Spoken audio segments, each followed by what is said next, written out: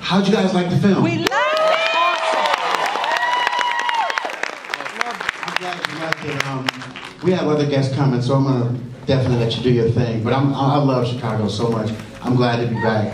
Definitely. We're glad you're here. We're glad you're back. We love the movie. It was amazing. I was kind of tearing up the parts. So, we have some very special guests here. We have Ice Cube here. Yeah.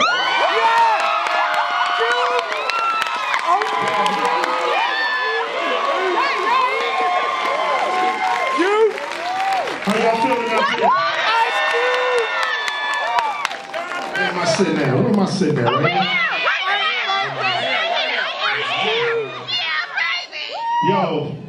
Yo, this is one of my proudest moments, you know what I'm saying? We had to come to Chi-Town and let y'all see it. Appreciate it. So y'all can give us that seal of approval, you know what I mean?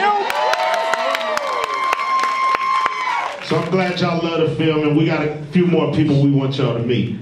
Yeah, I heard there are a few more people out here. One of them is related to you out here. Mr. O'Shea, can you please step out?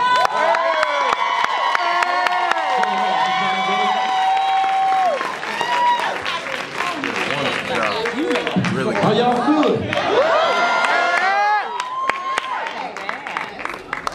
You also hear the commentary up here. Ooh, he's so fine. You let the whole world know. Love you, Michelle. Appreciate it. I see the resemblance a little bit. A little taste. And we also have one more person who's here, if I'm not mistaken, correct? Because Corey's not making it tonight, right? No. Yeah, but Jason Mitchell is here. Who plays Eazy-E? All right.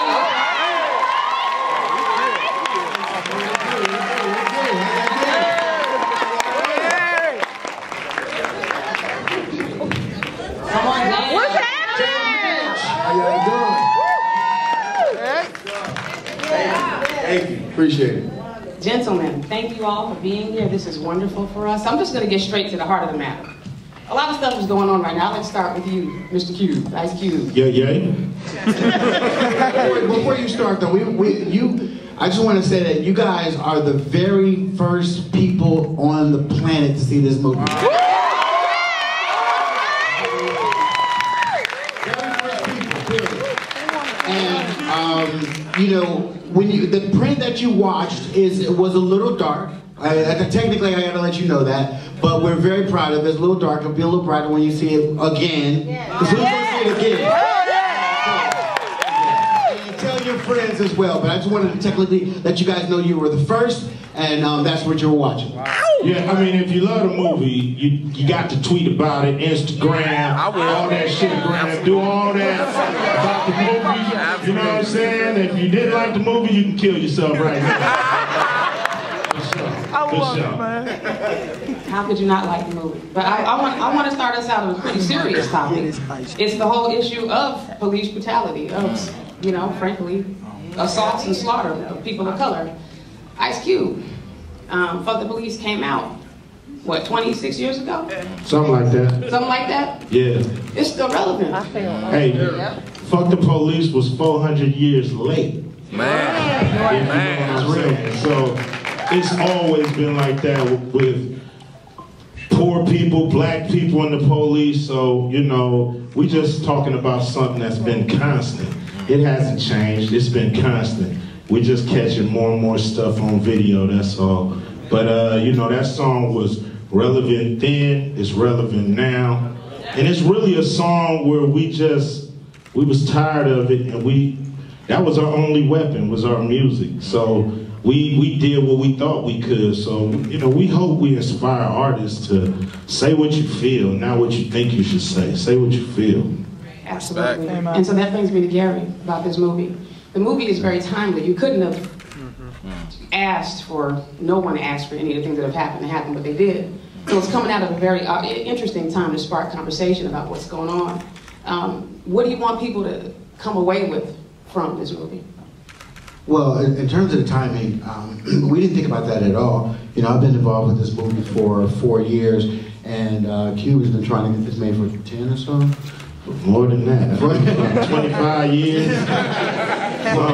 For a very long time. So you know, all these things kind of intersected at the same time, and it's kind of sad that it did. You know, I don't like the fact that it's timely. You know, I'm a big N.W.A. fan. I thought that telling the story would inspire people, you know, because we all come from the same place. So he grew up in South Central LA, I grew up in South Central LA, and, you know, we had tough times, and they took something, you know, lived in a really kind of, in an environment that was very destructive and did something constructive. And I thought that the story from rags to riches, the brotherhood, the betrayal, I thought that people could walk away feeling inspired, like, wow, we see these guys starting in their garage, and then, you know, the Q goes on to become a mogul in Hollywood and not going the left, you know, going the street route. Dre becomes a billionaire, you know, like Steve Jobs kind of guy, you know what I mean? And not saying that's, if that's where you want to go, that's where you go, but I'm just saying I think that people should be inspired by the story, and that's what I want people to take away from it. Total inspiration. As far as the story goes, you two gentlemen play some very key players here.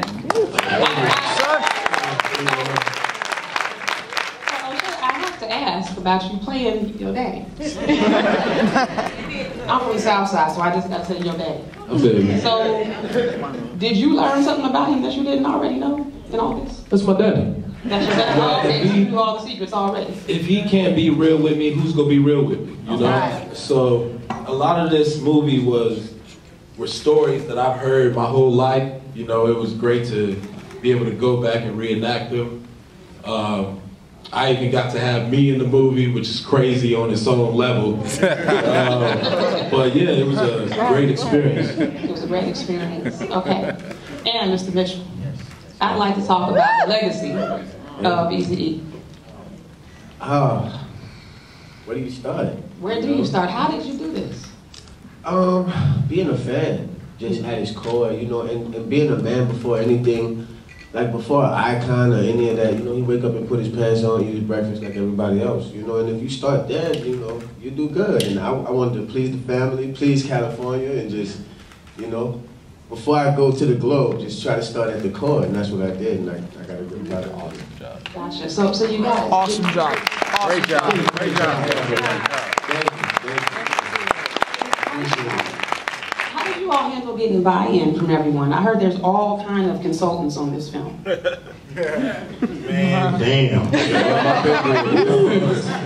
Everybody and their mama has something to say about how, for real, y'all better not fuck this up, man. I'm telling you, boy. You know, so everybody and their mama has something to say. That's cool, you know, everybody, we took in what we needed to, but we knew we was making a film, you know. This is not a documentary, you know, it's a film about what happened. And you know, Gary always had a grasp on what the movie should be. So, you know, everybody was throwing in his suggestions, throwing them in the suggestion box, and he was ignoring most of them, but you know, he listened to a few, and we got a great movie out of it. I have to ask you a second question then. Who were a few people that had their hands on? Everybody that was involved. I mean, from roadies, I had dudes like, man, I was in the back on that video, you know. You know what I'm saying? Man, shut the hell up. We got this. We got this. Between me, Dre, Yella, Ran, you know, Eazy's ex-wife, my widow. You know, so it's like we got this. And you know, we listened to who we needed to, and you saw what we put on screen, and I think it's a great portrayal of what we went through to get where we are. Excellent. And then Gary, as far as the casting is concerned, how did you narrow the field down to these outstanding gentlemen here? Well, the casting was the hardest part of the process for the most part, because when you're making a biopic, a lot of times the artist is not around. You know, sometimes they passed or deceased, or you know, they're not in the mainstream or in the general consciousness.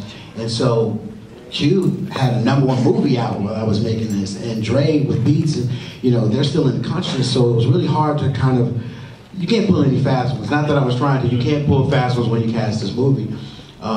We looked around the globe for N.W.A, and it was the hardest movie I've ever done, because it's one thing to have a good actor, and that was the first thing I focused on, is #1, the performances. The other is not the likeness, but do they have street credibility? Because with hip hop, it's about authenticity, and would they be authentic? Would we believe Eazy-E? Would we believe Ice Cube? And that was very hard to find. The other is likeness, and not necessarily in that order, but these things you don't necessarily get easily, because actors don't tend to be connected to the streets like that, especially when they're this young. So finding Ice Cube, that was a tough process for me, because I got his dad, who's also my producer, and we had conversations about it. He says, well, listen, we did Friday together. That was my first film, and that was Thank you. And so we have a relationship with each other, but it was important for us both to get it right. So we had conversations about casting. So I auditioned hundreds and hundreds of people for just Q. And you went through the process for how long? Oh, about 2 years of going through auditions, having coaches, him sending me to people. Gary really was my for you Chicago people, he was my Phil Jackson.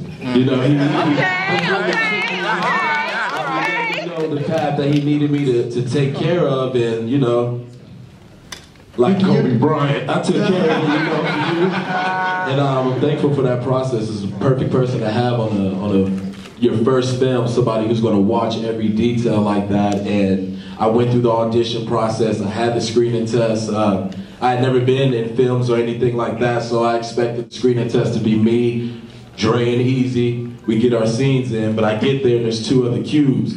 So, I had to hand out some L's that day, but Hey, how did he do, you guys?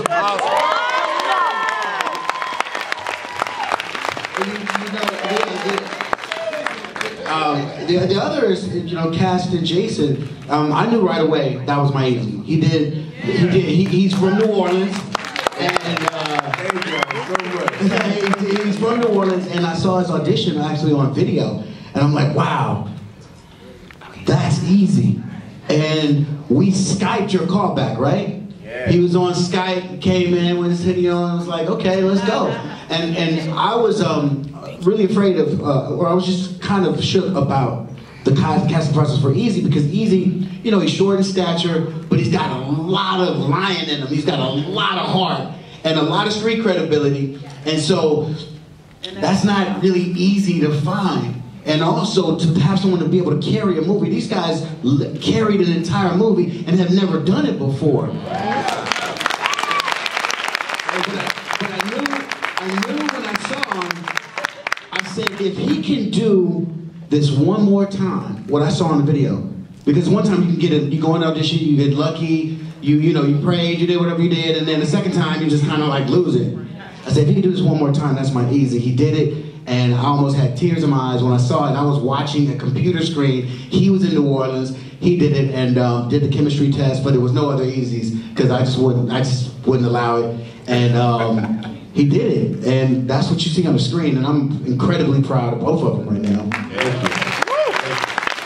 We're proud of you. I mean, I just started doing it myself last week for the first time, and it blew my mind. I was just there to do my job, and y'all felt like y'all picked the right people, and we had a hell of a time doing it. But to see the finished product is amazing. So hats off to you.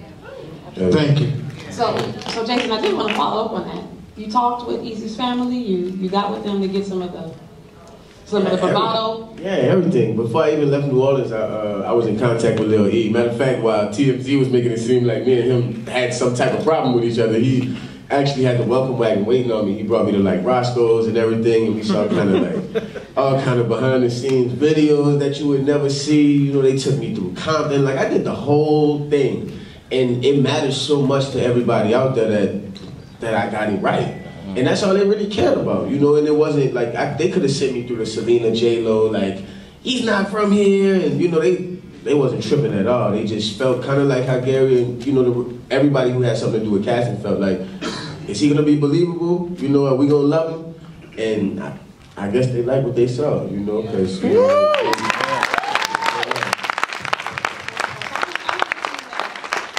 ask all of you all about Compton.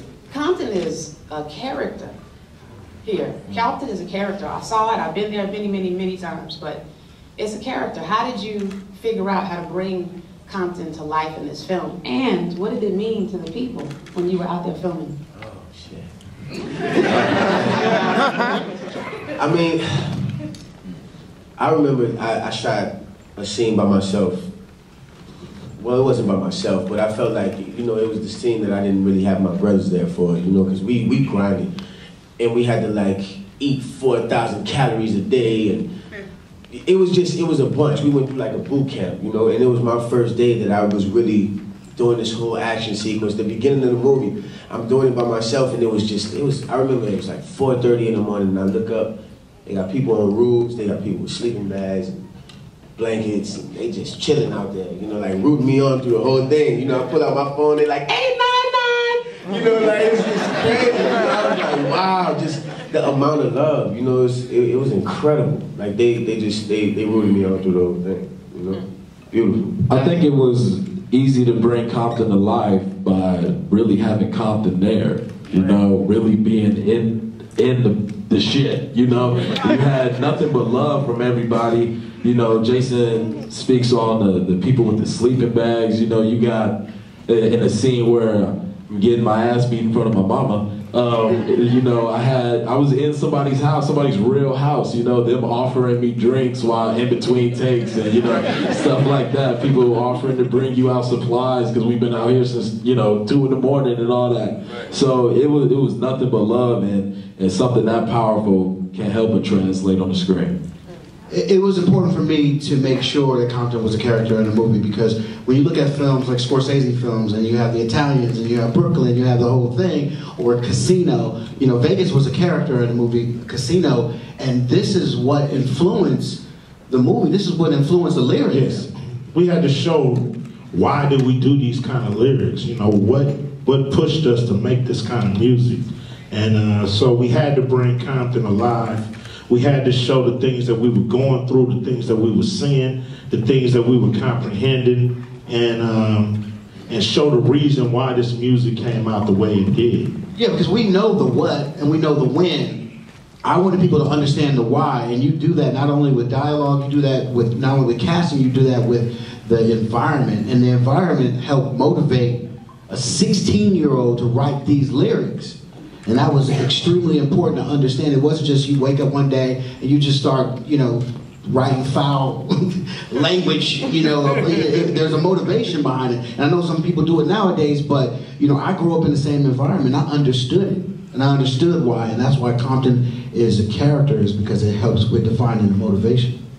Yeah, I thought it was very telling. And I also, as a person who grew up at the same time in Chicago and grew up on the music, grew up on you all, it really means something to me just to see this.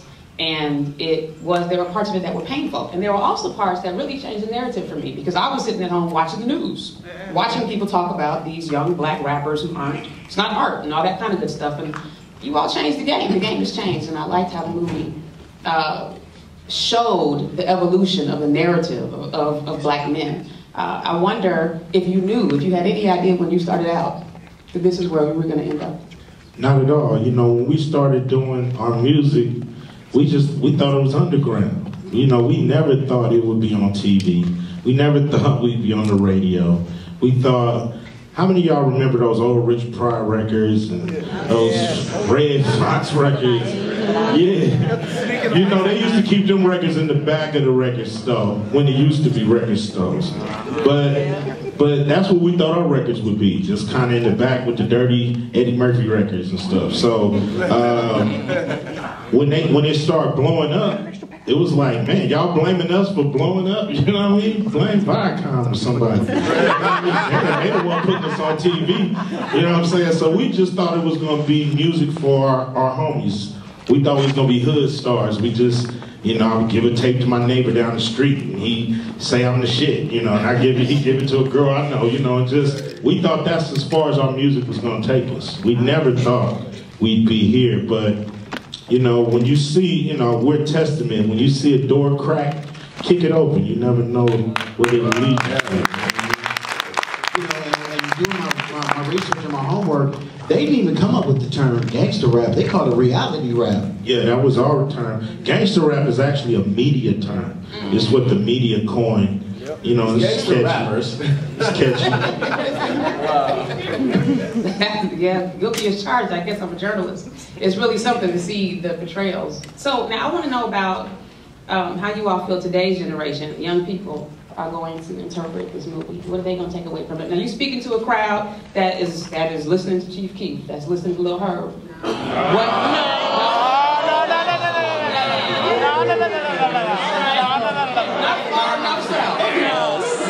Right.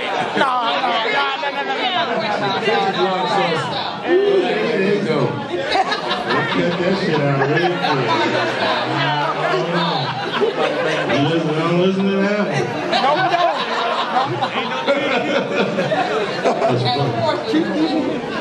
But what do you think today's younger generation are going to take away from this film? I want people to look at this film, look at the power that 5 individuals with the same idea can have. You know, people with the same common goal, the same want, the same drive, when they put those minds together, whether they think they can or not, they can change the world, you know? And I really want people to be motivated by this movie, like Gary was speaking on earlier, because it's powerful. You know, everybody in here, I know you feel this movie, you know? And I want that for the world. Yeah, I just want to add one thing too, just one thing about, look at the film closely, because there are a lot of metaphors built in this movie. It's a lot of metaphors. I made sure of it. I want to make sure you guys understand that this was a brotherhood that fell apart. And then when they wanted to come back together, it was too late. So you got to remember, you got people in your life that you love them now. Because you never know. That's real. And really, I want young artists to be inspired, but look, we did something constructive. You know what I'm saying? And we didn't do nothing destructive. You know, I know the lyrics are hardcore, but it's still just music. It's still just rhymes. Still just talking shit and having fun. You know what I'm saying? But you know, we took something and tried. We took a bad situation and tried to do something positive, and then something positive happened to our lives. So if people can get that out of this movie, is that you can always take a bad situation and turn it into something great, or turn it into something better, or just shed light on it, or just, you know, do something constructive. You know, it's better than being destructive. So that's what I want people to take away from the movie.